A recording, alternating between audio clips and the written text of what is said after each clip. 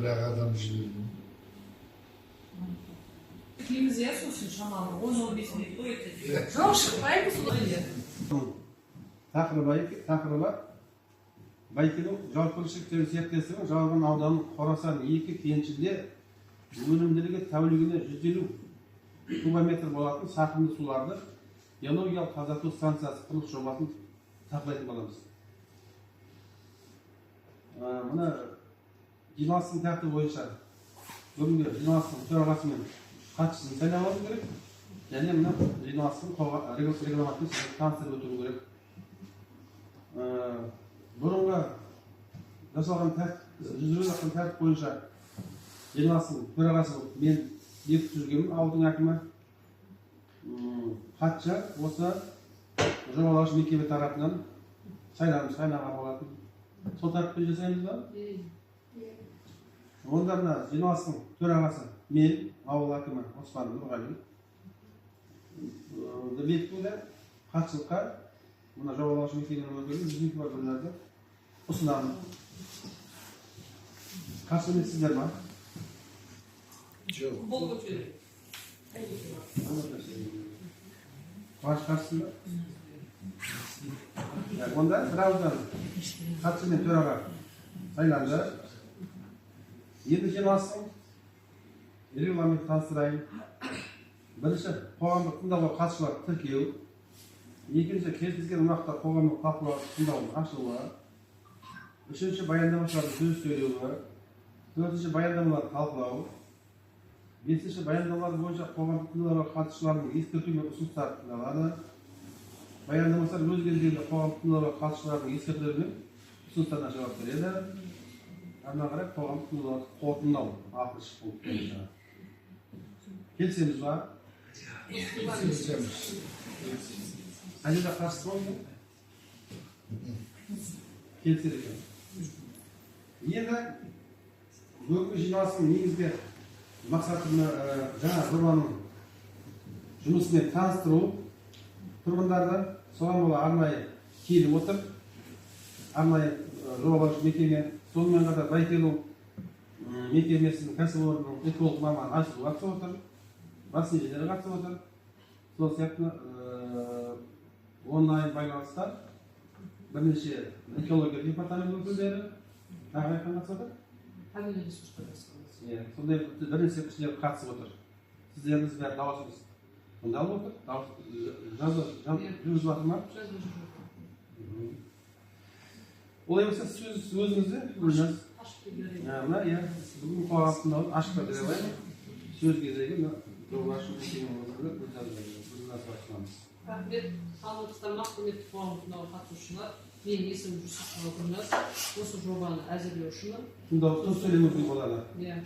Бүгінгі жиналыстың баяндаманы таныстырып өтейін.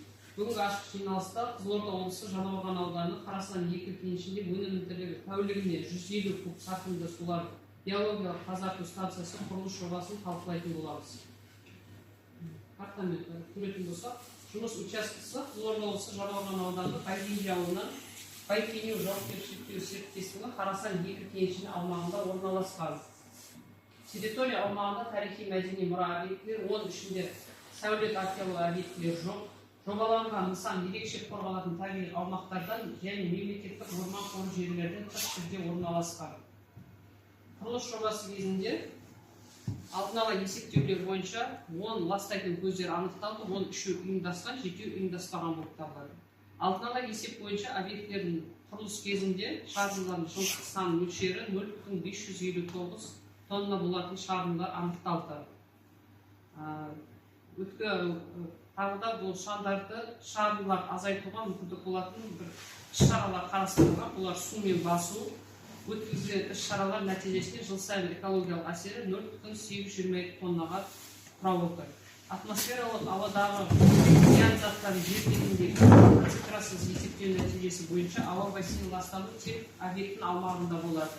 Және осы аудандық экологиялық жағдайды айтарлықтай үлес қосылмайды деп қорытынды жасауға болады. Пайдалану кезінде объектін пайдалану кезінде шығарындылар Байкемия жауапкершілігі серіктестігінің мекеменің ластаушы заттар рұқсат етілетін шығарындылар НДВ норматив жобасында көзделетін болады.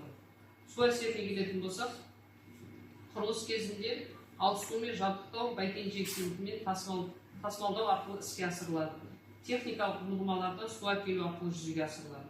Объектіні салу кезінде жұмысшылардың шаруашылық тұрмыстық қажеттіліктеріне су тұтыну және су бұру көлемі 63 куб суды құрап отыр. Сметалық құжаттамаға сәйкес техникалық су көлемі 214,3 текше метр суды құрап отыр. Шаруашылық тұрмыстық сарқынды сулар үшін уақытша септик салынатын болады. Толуына қарай шығарылатын тұрмыстық ағынды сулар арналған автокөліктер мен тазарту құрылыстары тасымалданады. Және де осы құрылыс кезінде биотуалет дәретхана кабиналар орнату көзделген. Объекті құрылысы аяқталғаннан кейін аулада дәретхана бөлшектенгеннен кейін дезинфекциялық іс-шаралар жүргізіледі.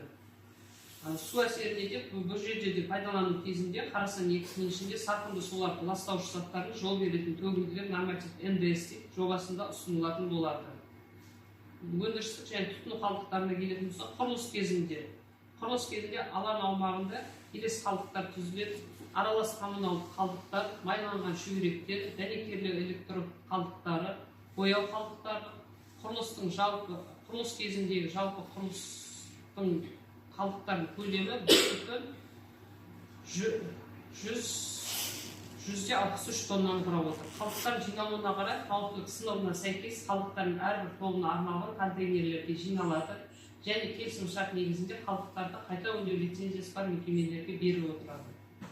Бұл жерде де пайдалану кезінде пайда болған барлық қалдықтар Байкемия жауапкершілігі серіктестігінің мекемесі қалдықтар басқармасына бағдарлама ұсынылатын болады.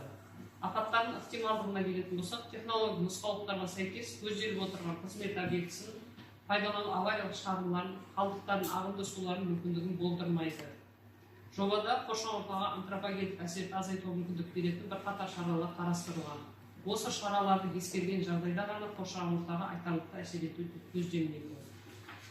Осымен жобам аяқталды. Сұрақтарыңыз бар болса, жоба бойынша.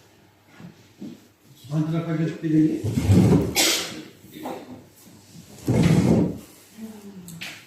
Антропогендік деген шараларды айтып тұрсыздар. Барлық бұл жерде сумен су басу, сосын қолдандыру, сосын бұл жерде территорияға машиналарды, кез келген машиналарды қалай болса солай жүрмейді, режим бойынша жүріп, соның барлығы антропогендік. Адам қолымен жасалмаған, көлікпен жасалмаған нәрсе антропогендік не болады? Табиғи түрде емес, жасанды түрде жасалмаған. Иә, жасанды. Ластаудың алдын алу бойынша антропогендік шаралар қолданамыз барса, нақты қалай ескертіп отырған ба? Жоқ, жаңағы су басу, бұл жерде ластамау, қалдықтарды санатына қарай өз несімен тастау. Енді бұл жерде орысша айтқанда бесхозовый жұмыс болмайды ғой, бәрі өз тәртіп бойынша техника дизайнерлар. Рұқсат болса, мен қысқаша түсіндіріп айтып кетейін. Бізде жаңағы кеніште вахтовый поселок бар ғой, жұмысшылардың жататын. Сол вахтовый поселоктан біздің жаңағы АБК-дан корпусымыздың жұмыс істейтін офис отыратын шығатын біздің шаруашылық тұрмыс қажеттіліктерімізге пайдаланатын суымыз бар ғой. Соның ағынды сулардың тазарту, биологиялық тазарту станциясын құрайын деп жатырмыз. Комплексын өзгертейін деп жатырмыз. Яғни сол тазарту станциясынан өткеннен кейін шаруашылық тұрмыстық қажеттіліктер су ағынды суымыз. Оны қайтадан біз тал ағаштарды не істеуге, поливке, суаруға, себуге, шаңғы басуға деген сияқты суаны пайдалануға осы жобада қарастырып отырмыз. Сол жоба бойынша енді экологиялық кодекстің талабы бойынша осындай қоғамдық алдын ала құрылыс барысында, сол станцияны салатын кезде құрылыс барысында қандай атмосфералық ауаға әсері болады, қандай жаңағы топыраққа әсері болады, қандай суға, жер үсті суларына әсері болады. Соның барлығын осы жобада қарастырылған, соны мынау әріптесіміз Гүлназ түсіндіріп берді. Ол яғни біздің барлық құрылыс жаңағы барысында жасалатын спецтехника, тракторымыз бар, экскаваторымыз бар, соларға жұмыс істейді. Қазба жұмыстарын жұмыс жасайды, бетонировать етеді, потом краскілейді, темір-терсектердің комплексі әкеледі, сварочный жұмыстар, бояу, лак бояу жұмыстары, солар ғой. Сол қалдықтарымыз оны мердігер мекеме жасайды. Ол арнайы полигонға апарып, договорный шығарылады. Сол, ал ертеңгі күні уже станциямызды салып бастаймыз ғой, сол кезде ол бөлек жоба жасалады. Сол кезде тағы да осылай қоғамдық тыңдау ұйымдастырамыз, тағы да ол кезде толығырақ түсіндіріп айтамыз. Не болады, қалай очистка жүргізіледі, қайтадан оны қандай поливке қолданамыз деген сияқты. Сол. Бұл жерде орын дайындау. Иә, бұл жерде құрылыс жұмыстарын жүргізу, сол орын дайындау. сол жобаны қарастырып жатырмыз. Іске қосқаннан кейін барлық общий тағы да. Станцияңыз осы өздеріңіздің белгіленген жердің ішіне салайын деп Иә, орнына ғой. Өзінің орнында, иә. Жаңағы ауыз суды пайдалануға Бәйгенше кентінен су алдырамын депсіз? Құрылыс кезінде ғой Жаңағы бутилированный су ғой. Су ішетін. Ауыз су деп тұр. Ауыз суы дұрыс қой. Бутилированный су. Литрлер сумен Тек әкелетін. на период строительства период строительства. Сатып алынған. Период строительства. Иә, сатып алатын су ғой. Неше ай бізде? 5 ай. 5 ай. Сол 5 айға тек сатып алып жұмысшыларға арналған не ғой тек. Ішетін су. Егер А так жұмысқа, конечно, құрылыс жұмыстарына өзіміздің скважинадағы суды пайдаланамыз. егер көп көлемді алатын болса, бізбен шартқа отыра ма, ауылдағы су қоймасынан деген мәселе ғой. Жоқ.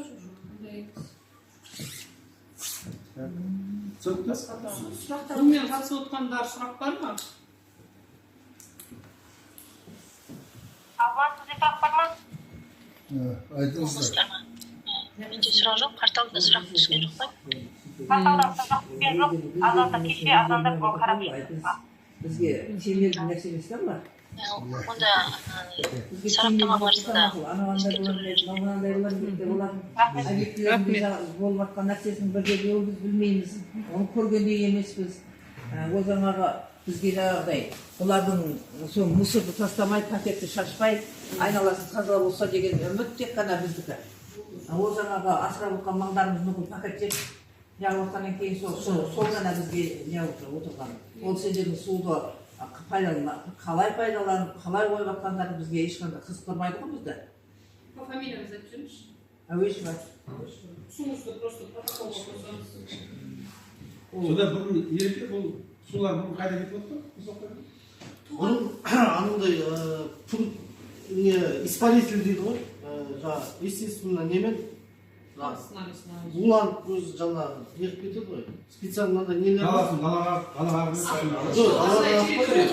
территорияның ішінде үлкен бізде 4 не бар, 4 үлкен мынандай қоршалған жаңағы бассейн сияқты. Біреуіне толады, мысалы, одан кейін ол толған соң келесіне тола береді, мынау жаңағы естественно жаңағы күнмен немен кебе береді ғой. жерге сіңіп кебеді. Кейін анау толған соң сөйтіп төртеу ауысып отырады да постоянно. Бұл жақсы жоба ғой енді. Жоқ жақсы жоба бар ол бірақ. Суда үнемдеп жатыр. Ол Жерге зиян тиіп жатқан тимейді екен. жерге зиян тимесе, өзі Мал ішпесе. мал ішпесе, бізге енді әйтеуір мал үшін ұтқан адамбыз ғой, бәрі көбісі мал үшін ұтқан адамбыз. Сол малдың амандығына көбісі соған көңіл бөледі да, әйтпесе бір жаңағы жаулық сұртырса, бір нәрсені отпыз сәтті отқан жоқ. Тек қана әйтеуір асырап отқан денсаулық малымыздың амандығын тілеуіміз болды ғой. Сол бала шағамыз аман болса, мал жағын аман ба деп сұрайды ғой, бірінші малды сұрайды, сосын барып жанды сұрайды. Сондықтан малдың да әйтеуір бір несі істеу керек қой деген сөз ғой ол. Жақсы жоба қолға алып жатыр деп жатырмыз. Пакет шашылмаса сол анау жаңа не болып жатқан істеп жатқан жерлерінде. Шашпаса дейді, құрылыс кезінде тазалық сақтаса, әйтпесе барғанша ол сол жаққа жатқан елімізді жапан дала болып жатқанмен, бірақ сексеуіліміз бар, жаңағы жыңғылымыз бар, әдемі болып тұрған, мал жайлы, мал өз бетімен барып, өз бетімен келетін. Бәрі не айтасың? Ана шұқырға түсіп кетті, пәленше көп тастапты, көп мал жоқ болып кетті, сондайлар көбейіп жатыр ғой мысалға. Бізде әше жаңағы өзімізбен өзіміз жатқан адамбыз ғой, өзі қаппыз ғой. Жаңағы сапырмалымызды бар. Сол жағы жобада қарастырған ба деп сұрап жатыр сіздер. Сол жағы ойластырған ба деп жатыр. Солай дейсіз ғой, иә? Қоршалған.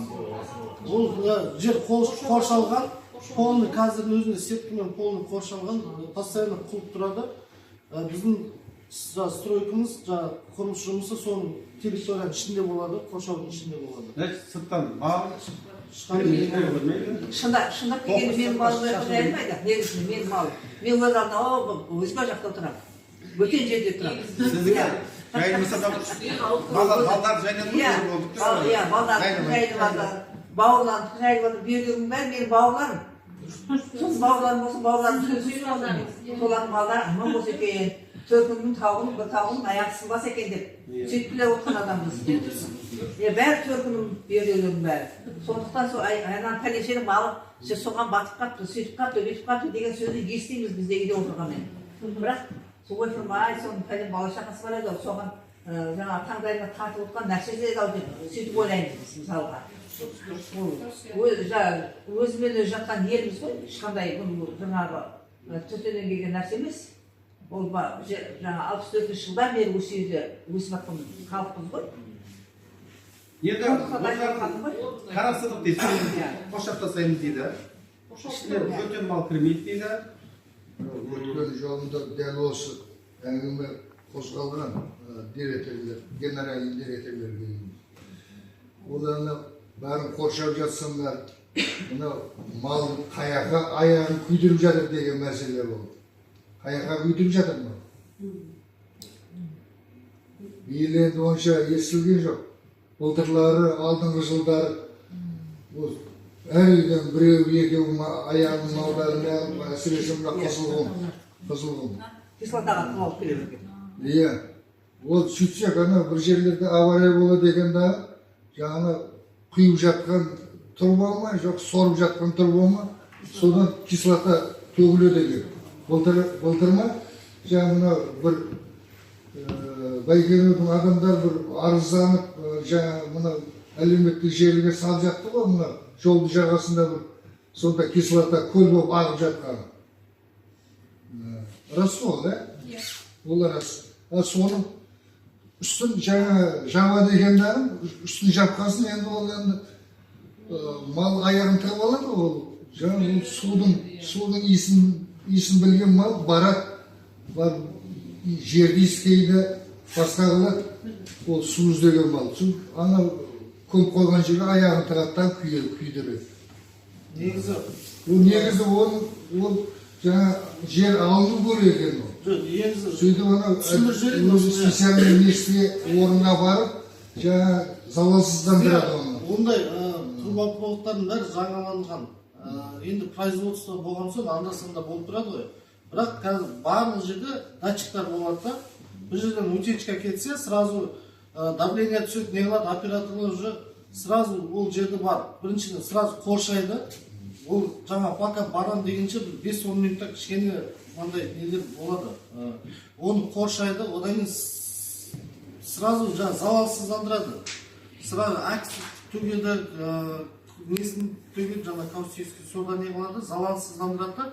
Ол жердің топырағымен түгел бәрін қазып алып, специально қоршалған бізде қоймалар бар, сондай уақытша сақтайтын. Сондай зиян жаңа не болған топырақты. Сол жерге апарып, оны ары қарай тағы да жаңағы залалсыздандырып, өзінің уақыты бар, несі бар, и одан ары қарай тағы неге қолдана береді. Қоршайын дегенше бар, малдар аяғын тығып алып жатыр ғой. Ол заң бойынша бәрі дұрыс қой, әдемі ғой жүрді. Енді сол мал енді всегда проблема. Кейбір кезде осыны малдардың өздері істейді, ана барып несін сүйкенеді, жылады. Бізде видеолар мысалы. Баста жаңа келісімшарт бойынша малға ешқандай жайылуына не жоқ. Себебі сіздердікі заң бойынша бәрі тап-таза бәрі. iş yerden narушение жоқ, мал жайылуға рұқсат берілген баста. Оны сіздер территорияны бәрін қоршап қоя алмайсыздар. Ол заңсыз ол. Bizim малдар жайылу керек. Малымыз жайылатын болғасын бергенбіз рұқсатты қазуға. Соны ықтият болуларымыз керек қой енді. Мақұл енді авария болды. Өткенде генеральный дегенде ұсыныс айтылып тұрғандардан. Мысалы Қызылқұмда 2 атты бақташы бар, конный патруль бар да. Барған малды қайырып, айдан төлеп кіргізбей қорғайды ғой енді. Сол сіздерге ұсыныс айтқанбыз. 1-2 конный патруль алсаңыздаршы. Өйткені мал із-түзсіз жоғалып кетіп жатыр. 1-2 суреттер келді. Жаңағы зұлымға түскен малды, аяғын сүйердің көң атқандардың суреттері келді. Оны біздің ауылдың малы болмай шықты. Оны бірақ ізденеді. Сосын Көңгенде дүшімді көмбеген ба, аяқтары шығып қапты. бұл біреудің мал ашу, жан ашу деген қазақтың ауылдың малы болмай қалып, ауылдың малы болғанда біраз айқашу болайын тұрайды. Сол үшін жаңағы конный патруль алсаңыздар, қорғайды ол кішкене. Бізде охранниктер бар, специально жаңа патрулировать етіп жүреді машинаменше. В основном солар малдарды айдайды. Енді Қызылқұмнан не болған соң ба, қазір көп келмейді мал бізге ше. Сосын бір мәселе, Анда-санда бір. екі заводта да резервуар тындыратын, тындыратын жер бар. Ол мұнда көлемді, соған анақтан құйылған әкеп, сол жерде суытылады. Соның беті ашық жатыр. Кислота бұрқ-бұрқ қайнап жатыр. Ол кислотаның буы уран араласқан ауаға тарап жатыр. Ол ашық тұра берем ба? Жоқ, ол жерде біріншіден кислота емес ол растворлар ғой. Кислотаның мөлшері ол жерде өте аз. Шетасына жіберген кислотаны алып сорып алып сол жерге тындырып жатқан жоқсың да? Жоқ, кислотаның мөлшері ол жерде аз, өте аз ол кислотаның мөлшері. Буы шығып жатыр ғой? Қай ауылда тұрасың? Ау? Қай ауылда тұрасың? Мен Шымкентте. Таза ауылда тұратын екенсің ғой. Таза ауылда тұрғасын, бұяқтағы адамдарға ішәсеғым айт деп жаңа айтып отқаның ғой енді. Аба, мен 25 жыл болды осы рөликті істеп жүргенім. 25 жыл. Сол пескасойдың қасында азына кешке дейін отырамын. Осы елдің халқына да жанашыр болуларың керек қой. Істеме демеймін, істеңдер. Бейбай шапшы, былай болып тұр. Негізі тақырып жауап алайық. Мәселе станцияға барасың, су. Соны қорытындап алайық. Қалған сұрақтар өте қалып жауап беруге болады ғой? Мына просто уақытта просто. Олай болса мына жоба, меніңше дұрыс жоба сияқты. Жаңағы тиімді болып тұр ғой енді. Суды үнемдейді, жерді ластамайды. Анамның жаңағы мал балығын судан қорғау жолдары қарастырылды. Сондықтан мына жобаны мақұлдайық деген ұсыныс айтамын. Солай ба, мақұлдаймыз ба, не болады?